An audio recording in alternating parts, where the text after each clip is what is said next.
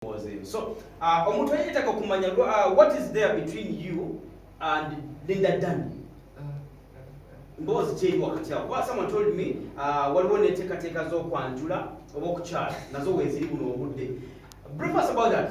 Ddala omuntu alaba alowooza nti gwe ne Danny mulinawo relationship we. Omukyala oyo ndowooza presenter ku TV presenter ku radio mukyala w'amaanyi nkolagana naye ngera bwe nsinga okukolagana n'abaki n'abalala essaawa zino kyentera okugamba mukwano gwe and it's amazing to be friends with people. Twalina n'endowooza olwo yagamba nti atini most time tujja ku studio wali ku explanation abasinga okubeerawo bakyaliibo bakyala Lynda Jasmine nange nali ndowooza ati ne Jasmine mwinawo enkwatagana ey'enjawulo because bwe twogera ku bakyala yali mukwa actually she's your good friend you're so too tight yaddala gitwisting nga negiza ku some principle kuba ye asiiba naye kati ebiseera ebisinga ne Jasmine lwaki enkolagana yo n'abakyala nnene nnyo okusinga abaami okusizira nze bwendaba n'abantu abamu abakyala kati nze personally ndowooza nakulira ku muntu nga single mom nakula nnyo ne mami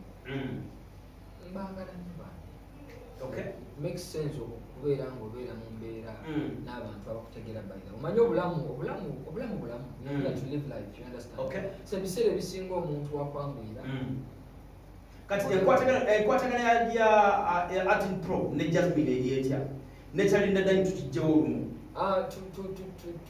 to have this on record okuteeka ku record ndowooza okubeera n'omuyimbi mu nsonga esukka okuyimba relationship si kyentertaininga nnyo personally kuba oba oliawo naliyoko oba oliawo nalimbadeyoko like si kyentertaininga so ebiseera ebisinga bwe mbandiringa ne client mbandiringa na client mbandiringa ne kyali wange mbandiringa kyaliwo is a friend. Is Acting married?